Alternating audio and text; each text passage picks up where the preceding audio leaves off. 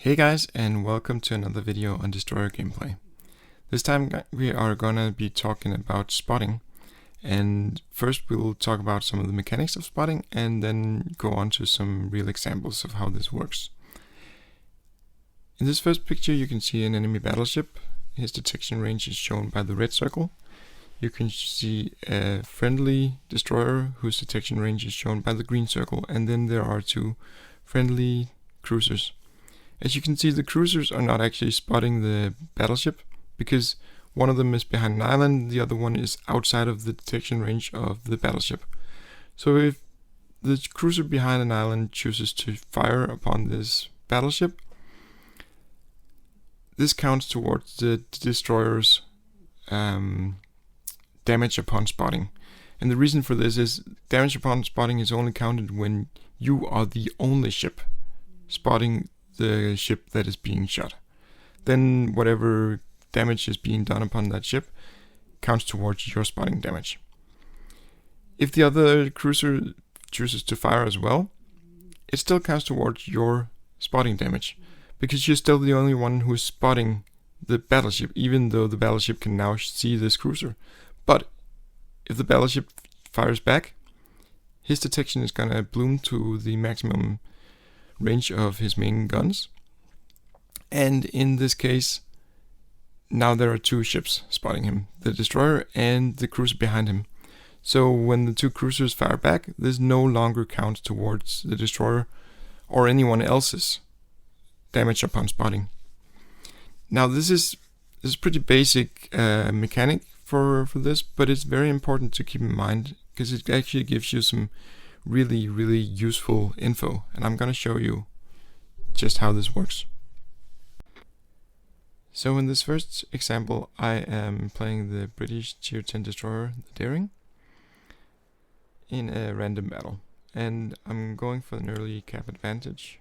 Always go for the caps first usually, unless there's a really good reason why I wouldn't do it. And I mean, in this battle there are a few threats. There are a couple of radar cruisers, two Stalingrads in the enemy team, and there's also a Minotaur. And the Minotaurs are a bit of a wild card because sometimes they do come with radar, and they actually have this radar gap. That means that their radar extends further than their spotting range, meaning again that you can't actually spot them before they get into your radar range, or the radar range reaches you.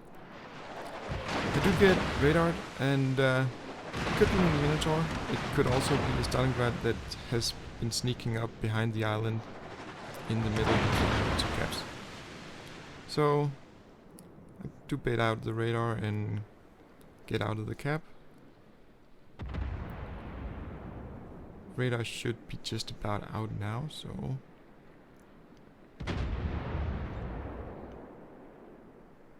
turning the ship around. I'm just waiting for this rudder to fix itself. I don't want to blow my repair or damage control. I did say here that that there was a radar Minotaur, and immediately realized it could as well have been the other Stalingrad. So always trying to give the team the kind of info that they need. You're basically a scout at the beginning of games in Destroyers. As you can see, I'm actually racking up some spotting damage. Numbers to the right of the screen, you have the 146,000, which is the potential damage, which is the potential damage of any shells and torpedoes fired at you or coming your way. And then below that you have the spotting damage, and you can see that really is rising pretty quickly. It's now at 75,000. And the reason for this is obviously that my entire team is behind these islands, and this is pretty typical on this map. You often get very little vision because you have teams hiding behind the island and you have the other team sort of doing the same thing. So me going into the middle even though it does expose me to radars again and again, it also helped my team do a lot of damage to these enemies. I get radared once again and I do get targeted. Instead of running right away, I do get a little bit, could say greedy, but I really wanted the cap this time because that frees me up to do so many other things. Since I'm already radared, I may as well want to. Yeah, just checking what that Minotaur is going to be doing. And the Stalingrad is actually pushing now. I don't know if he got greedy or impatient, or just saw a destroyer and thought, hey, let's go for it. But either way, he's now in the middle of the open, with my entire team being behind island, able to farm him. So I fire my torpedoes, try to dodge whatever I can. I do take some damage for this, but problem solved, sir. I'm now unspotted, and the Stalingrad blew his radar, and he's in the open, and my team is able to farm him. As you can see, the spotting damage is really ticking up at this point, so that's why I don't want to smoke up and shoot now, because as long as my spotting damage is ticking, that means I'm the only one spotting him. So if I do smoke up, I risk losing vision of him, and we risk that he stops shooting and just gets away. So I'm not smoking up, I'm just spotting until he's dead. And the spotting damage is ticked up quite a lot at this point. It's 157,000. I did briefly spot the enemy Shimakaze in the B-cap here, and I really want to pick a fight with that guy. Obviously, since I'm in a daring, really good gunboat. He's in a Shimakaze, really bad gunboat, and he doesn't know where I am, so if his guns are pointing any other direction than me... Well, I'm located now, so he does know where I am probably, but torpedoes, direct still, it should be an easy fight. But there's the enemy Thunderer, and I don't want to pick this fight in front of the Thunderer. Very likely that he's already had HE loaded. So I'm just doing the little bit of damage I can to him. Then going behind the island. Maybe I can catch this Shimakaze on the other side and still be behind this island compared to the battleships. So just sneak out and take a peek. There he is. Now I can fire. Because even though I'm spotted, there's no one else who can shoot me, so no issues taking this fight.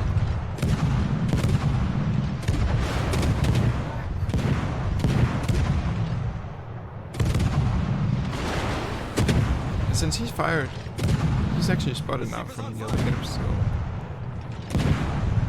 he has to smoke up. Keep blind firing as much as I can, try to get the last bit of damage in. And right now I'm really tempted to go outside and start torpedoing these ships. Montana, Thunderer, the Kremlin, who are all pushing this side.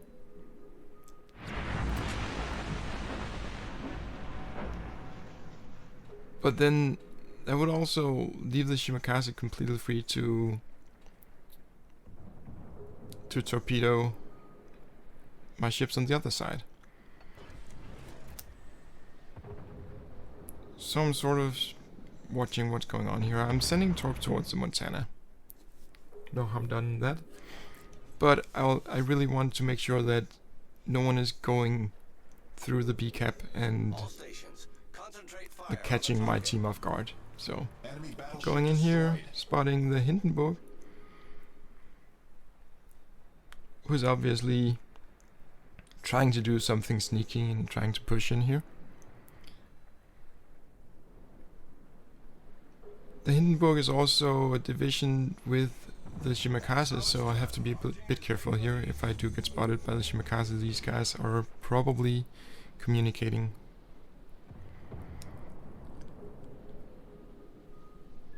Now, if you look at my potential damage right now, it's actually ticked up a little bit more. And this is almost certainly from, yeah, as you can see, there's another shell hitting the Hindenburg and it ticks up even more.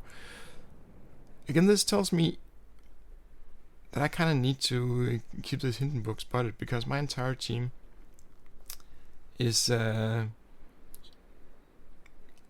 closest to him, basically. He's the closest target to all of these ships that are at sea. And if I don't spot this Hindenburg, I'm basically taking half of my team out of the game. More than half of it, probably. So, I want to keep spotting the Hindenburg. Want them to finish the Hindenburg before I can go and do more fun thing, I guess. Doing more damage. He's about to go behind this island. I'm hoping that last couple of shots can get him before he gets unspotted. And there it is. Okay, they got him. So I'm free to do whatever. And there's still a couple of ships pushing this way. It's a perfect situation for trying to torpedo the enemy. And suddenly, what actually didn't look so good just a few seconds ago, a few minutes ago, looks pretty good now. And now it's basically just time to farm. I'm as good as certain that this is a win. So, and either way, it's not gonna be lost because we don't get the caps or anything. We have a solid punch advantage and we have a solid ship advantage, so I'm free to just farm some damage. So the spotting part of this is pretty much over for me. I sent single line torpedoes to the Kremlin because he's bowing. He's basically stuck into this fight against the Moskva and the Conqueror. He can't really start turning, and single lines are pretty good for for making sure that these bow-in ships do take at least a few of those torpedoes. And since I knew he was gonna go down, I would just open fire on the Hindenburg as well.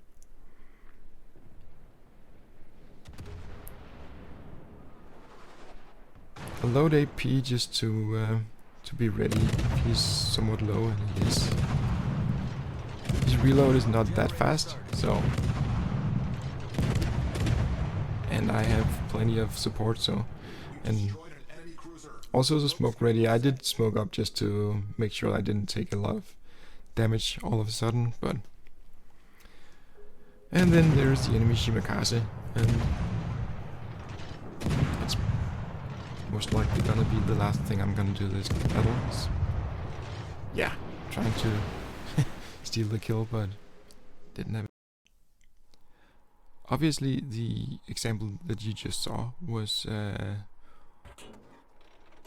one of those times where spotting just became really, really important, and where the team was able to benefit from the spotting that I did. And honestly, in random, sometimes it can be a little bit frustrating to see you're spotting, no one's doing anything, or they have a perfect chance to just farm from behind an island and they go out and YOLO or do something that's completely unnecessary. Because they don't know what your intentions are, they don't realize what's going on and that they had a much better option. But as soon as you're playing divisions, this can be really, really easily, I'd say exploited, but maybe let's just say it can be really powerful. It can be a really, really powerful way to play against an enemy. And in this case, I'm in a clan battle alone on a flank with Legend in Smolensk. And we could see the enemy smoking up at a distance. And I did the same for Legend, smoking him up in a position where he'd be able to shoot the cap. There's a Moskva trying to I guess he was trying to get into that radar position or something, and then he realized he was being farmed, so he's trying to push now, and obviously that's gonna be my main concern right now, is spotting this Moskva. I don't want to get too far into radar range, but I'm not too concerned about a radar from that distance at this point. As you can see, my spotting damage is ticking up, meaning I'm the only one spotting the Moskva, and Legend's just able to just sit behind the smoke and just farm him. I did send some torpedoes because I honestly expected the Moskva to stop at one point, because as you can see, he's also being shot from the sea cap, from the free cap that we get in this kind of layout. Activated. Sending some torpedoes in case he keeps pushing and we don't manage to kill him, but there is a shot from the Moskva way across the map. He was pushing to a crossfire, and yeah. So hopefully this has shown just how powerful spotting can be, and how important it is to make the decisions sometimes, whether or not to spot, or whether to just smoke up or go behind an island and farm from outside of detection. I'd say farming from either smoke or from behind an island is usually something that cruisers would do more than destroyers, because that spotting from the destroyers is just so important. But the spotting counter can actually just help you make those decisions a little bit better. Now I'm gonna make it a part 2 of this episode, because it's getting pretty long if I want to cover everything that I want to cover. So for now, thanks for watching, and I'll see you next time.